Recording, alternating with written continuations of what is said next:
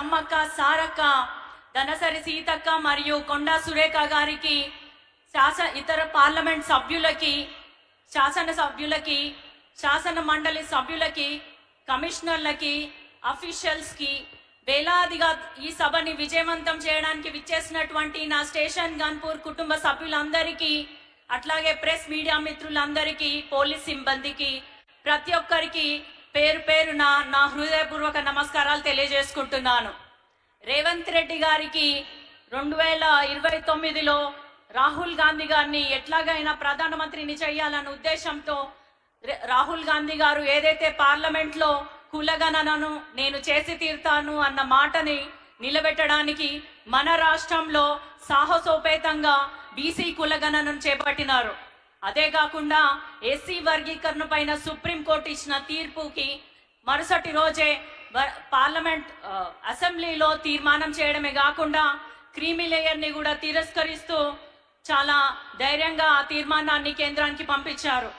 ఇంకొకటి మన రైతు రుణమాఫీ దాదాపు 21,000 కోట్లతోటి రైతు రుణమాఫీ చేయడమే కాకుండా 22 లక్షల మంది రైతులకి లబ్ధి చేకూరే విధంగా రైతుల సంక్షేమం ఒక కాంగ్రెస్ పార్టీ ప్రభుత్వంగా ఏర్పడితే ఎలా ఉంటుందో చేసి చూపెడుతూ తెలంగాణ మోడల్ని దేశానికి పరిచయం చేస్తున్నారు.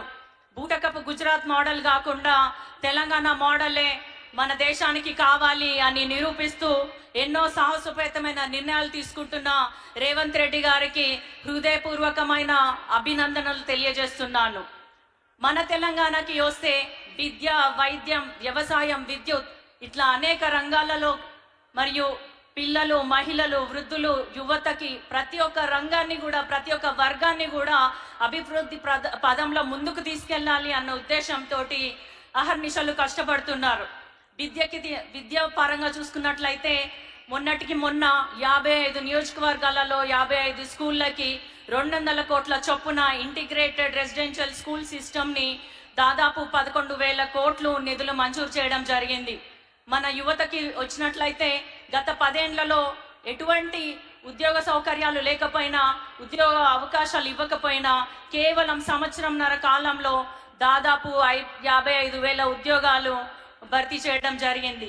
ఈ విధంగా ఇందిరా మహిళా శక్తి మహిళల్ని లక్షాధికారులుగా, కోటీశ్వరులుగా చేయాలన్న ఉద్దేశంతో ఇందిరా మహిళా శక్తి పథకాన్ని కూడా చాలా వేగవంతంగా తీసుకొస్తున్నారు.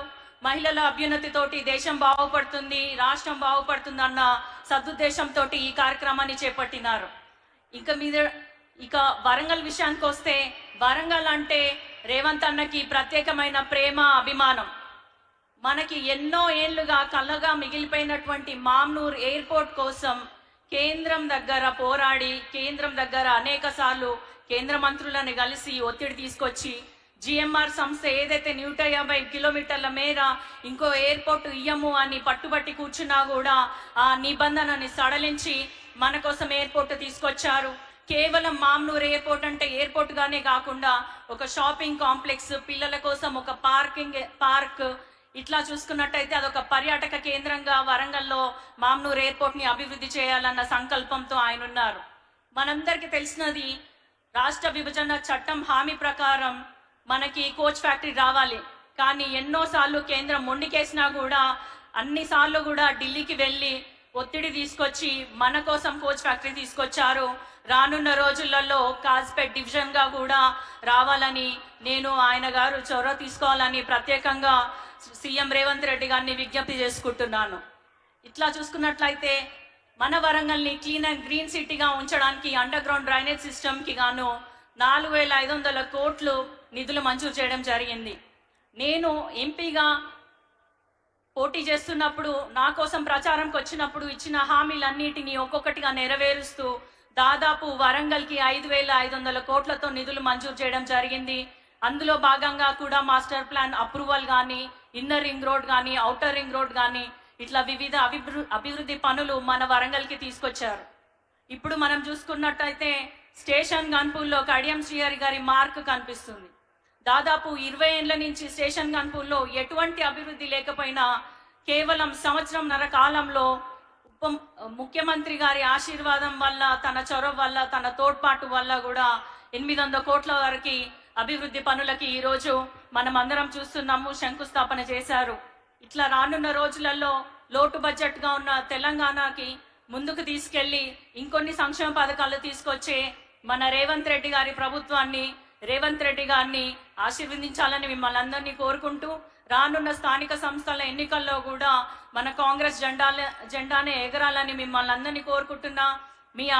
మీ ఆశీస్సులు ఇలాగే ఉండాలి, మీ ఆశీర్వాదం ఇలాగే ఉండాలని కోరుకుంటూ కూడా పేరు పేరున ధన్యవాదాలు తెలియజేసుకుంటూ సెలవు తీసుకుంటున్నాను. జై హింద్. గౌరవ లోక్సభ సభ్యులు డాక్టర్